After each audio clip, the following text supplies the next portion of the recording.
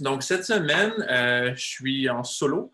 Dominique qui est un petit congé aujourd'hui pour ça. Donc, je vais vous parler du livre Rework. Dans le fond, comment c'est arrivé sur le sujet, c'est que j'étais en train de prendre une bière avec un de mes bons amis. Puis, dans le fond, il me disait que j'expliquais que c'était incroyable le nombre de meetings que j'avais dans une journée. Tu sais, ça pouvait passer, on pouvait passer plus que le trois quarts d'une journée en meeting. Je trouvais ça interminable. Puis il me dit, Hey, t'as-tu déjà lu le livre Rework? Ça parle exactement de ça. C'est un livre qui a été écrit par Jason Fried et David Hindenburg. C'est deux c'est deux fondeurs de l'entreprise Basecamp, une super belle entreprise en Californie. Et puis, c'est vraiment un livre qui est destiné aux entrepreneurs, mais tout le monde, en général, peut bénéficier de ça. Donc, je veux vous montrer les 7 raisons pour lesquelles vous devriez lire ce livre. Donc, il faut laisser la planification à long terme au devin. Ça, c'est la raison numéro 1. Donc, à moins que vous soyez un auteur de biscuits chinois ou de la planification à long terme, c'est de la fantaisie.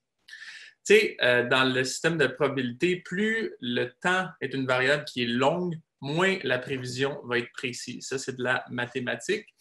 Ça ne veut pas dire de ne pas avoir de vision. C'est simplement dire que de planifier un meeting dans 2 ans, ça ne sert absolument à rien. Donc, il y a tellement de choses qui vont changer. C'est important d'être capable de prendre une nouvelle direction de temps en temps.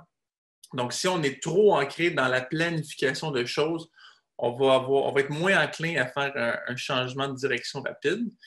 Puis, travailler sans avoir de plan, c'est effrayant, mais travailler sans se remettre en question et de suivre son plan à la lettre, c'est encore pire.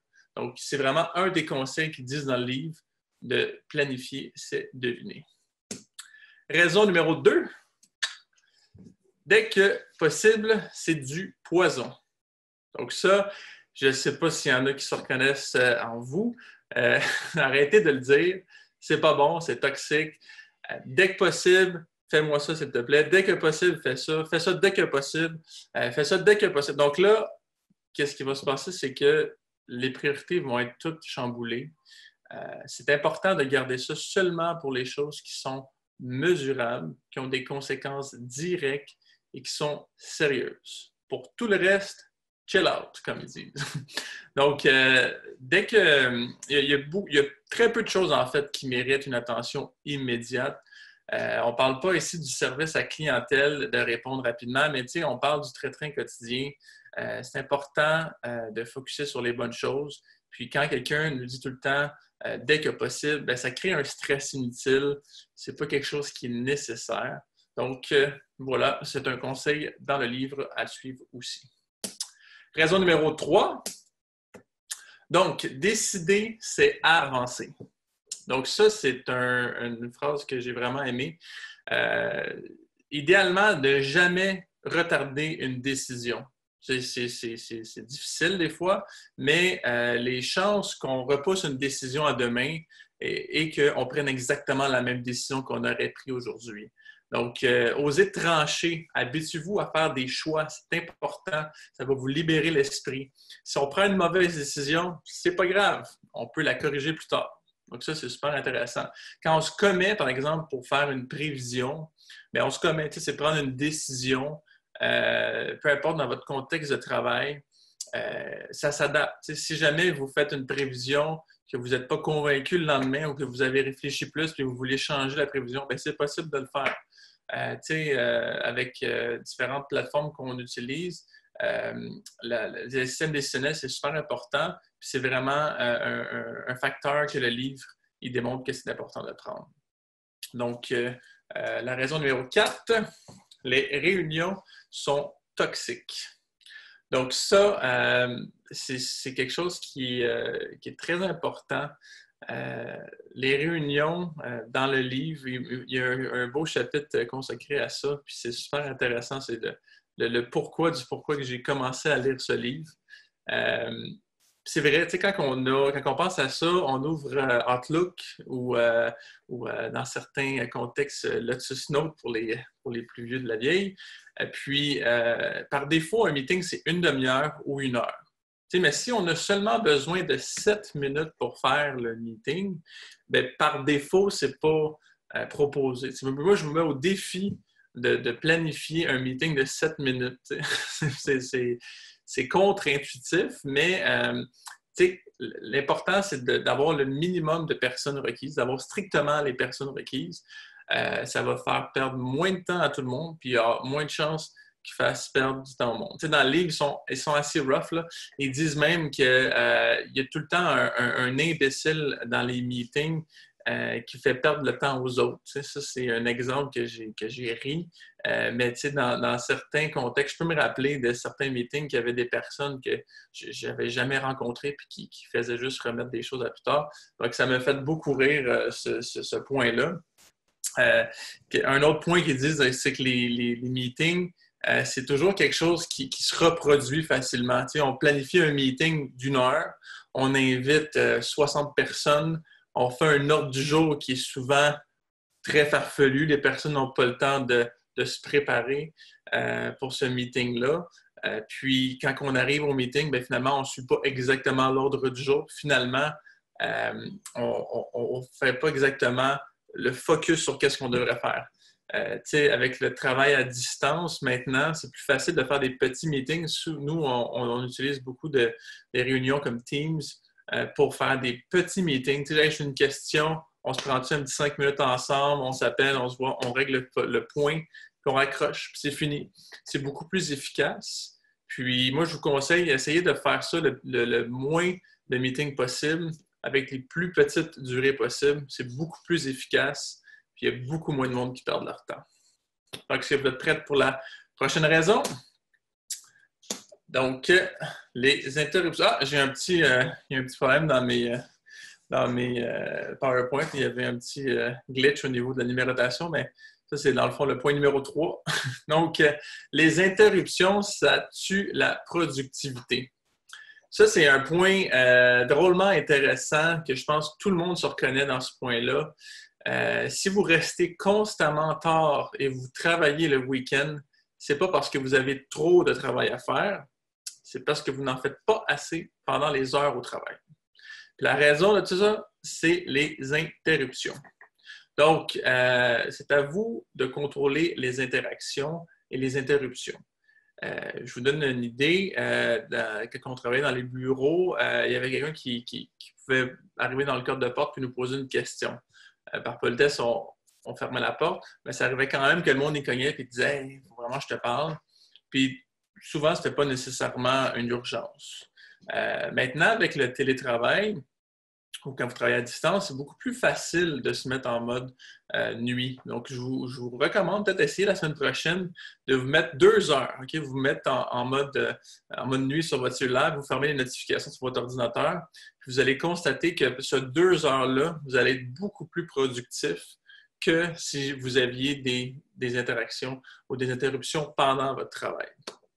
Donc, le livre, il fait mention de ça, c'est super intéressant. Ils disent que c'est aussi important de se planifier des moments pour être dérangé et pour déranger les autres. Tu sais, si vous travaillez en équipe, je vous dirais, essayez de vous planifier des moments, par exemple, au début de la journée, puis juste avant le dîner ou au retour du dîner, puis en fin de journée, pour des moments qu'on a besoin de se parler, des questions, si vous avez des choses à dire à vos autres collègues. Puis les autres moments, essayez de garder ça pour des plages, que tout le monde est concentré, qui est focus. Si on a des questions qui demeurent, qui ne sont pas une urgence capitale, bien, gardez-les pour des moments que vous voulez parler avec les autres. Fait que c'est un conseil que le livre vous donne, puis c'est quelque chose que je trouve super intéressant. La raison numéro 6, on est revenu dans le bon ordre, donc gare aux listes interminables. Donc, ça, c'est classique, là. Dominique avait fait un Facebook Live sur le livre Getting Things Done, qui était un excellent Facebook. Puis, on parlait un peu de les tâches. Ça vient un peu chercher ces choses-là, mais il parle dans le livre de ne jamais numéroter les tâches. Tu sais, la tâche numéro 1, c'est ça. La tâche numéro 2, c'est ça. urgente, très urgente, plus urgente. Tu sais, dans le fond, toutes les tâches vont finir urgentes, puis ils vont toutes être pourrières.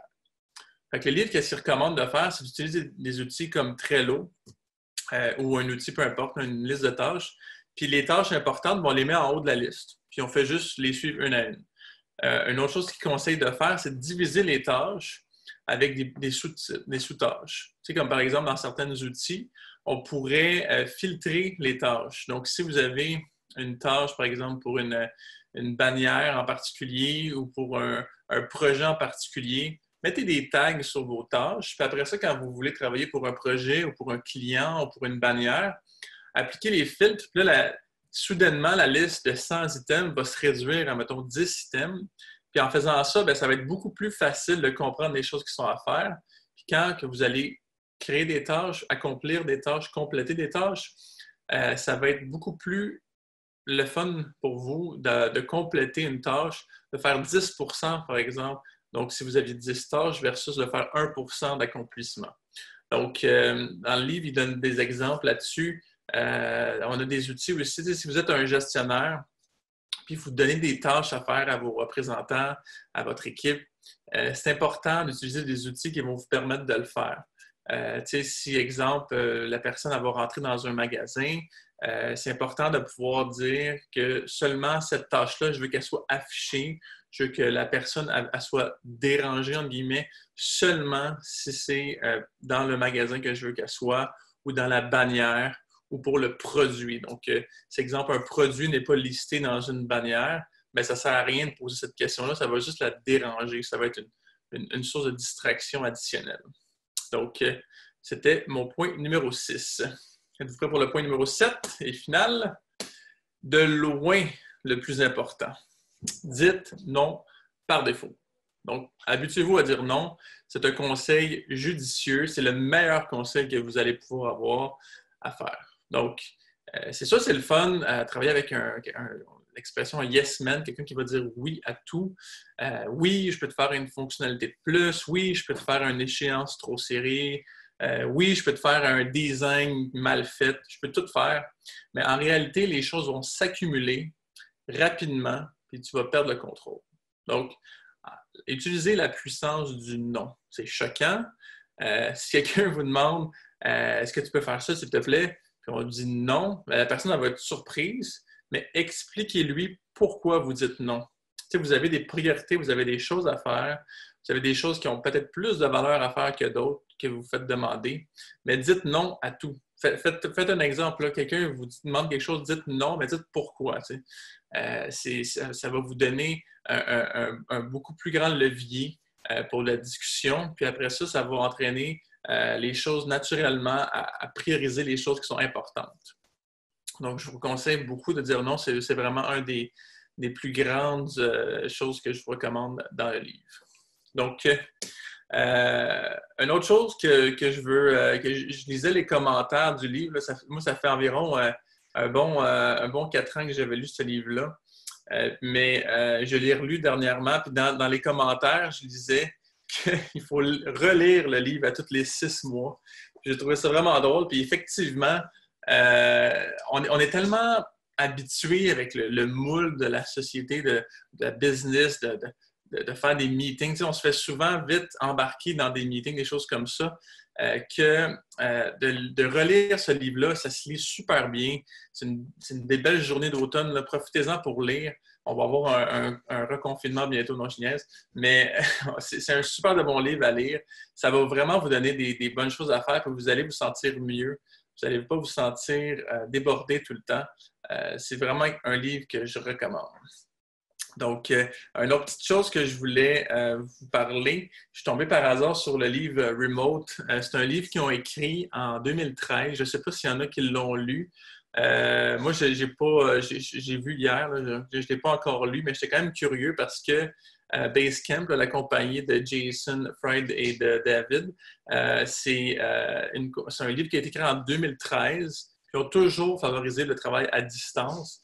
Puis je trouvais ça intéressant d'essayer de voir si c'est un livre qui pouvait être intéressant avec le télétravail qui est forcé pour plusieurs entreprises, de voir une entreprise qui a été fondée carrément en télétravail il y a peut-être des choses de plus à nous apprendre qu'on a été un peu bouleversé dans les derniers changements. Donc, j'espère que vous avez aimé. Si vous avez des questions, n'importe quoi, n'hésitez pas à nous écrire. On va vous répondre par la suite. Faites-nous un petit like si vous avez aimé, partagez. C'est toujours un plaisir de faire ça avec vous. Si jamais vous avez d'autres commentaires ou des questions sur notre solution, n'hésitez pas. On est toujours disponible pour vous. Donc, je vous remercie beaucoup et puis je vous souhaite une très belle journée. Merci.